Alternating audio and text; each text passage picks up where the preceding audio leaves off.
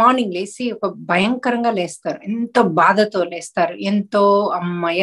నన్ను ఎవరు ఖైదీ చేయలేదు. నా ఇంట్లో నేనున్నాను అన్నట్టుగా లేస్తారు. కానీ అక్కడ జరిగిందేంటి? మిమ్మల్ని ఎందుకు ఖైదు చేశారు? చాలా మంది అంటారు, నన్నెందుకు వాళ్ళు పొడిచారు అంటారు. ఎందుకంటే మీకు ఆ నొప్పి తెలియాలి, ఆ బాధ తెలియాలి. అది మీరు దాన్ని అనుభవించాలి. ఎందుకంటే మీరు గత జన్మలలో సేమ్ పని చేశారు. ఇప్పుడు అనుభవిస్తే అది ఆటోమేటిక్ గా చాలా మటుకు కర్మ విపాకం అయిపోతుంది ఆటోమేటిక్ గా.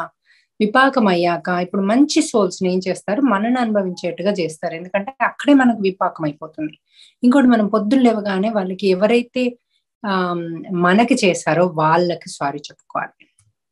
నేను ఇంత పని చేశానా, నాకు ఈ ఒక్క డ్రీమ్ లోనే ఇంత భయం వేసింది, నాకు ఇంత బాధ కలిగింది. మీరు ఇలాంటి ఈ బాధని ఎన్ని రోజులు అనుభవించారు, ఎన్ని నెలలు అనుభవించారు, ఎన్ని సంవత్సరాలు అనుభవించారు. ఎందుకంటే మనకు ఎవరైనా మనని బంధించి ఏదైనా చేస్తే మనకు అది ఆ జన్మలో మొత్తం గుర్తుండమే కాదు, మళ్ళీ జన్మలో కూడా అలాంటి భయాలతో పుడతాం. వేరేళ్ళకి భయం చేసినా, మనకి ఎవరైనా భయంకరంగా చేసినా అది మళ్ళీ జన్మలో ఆ భయం అలాగే ఉంటుందన్నమాట.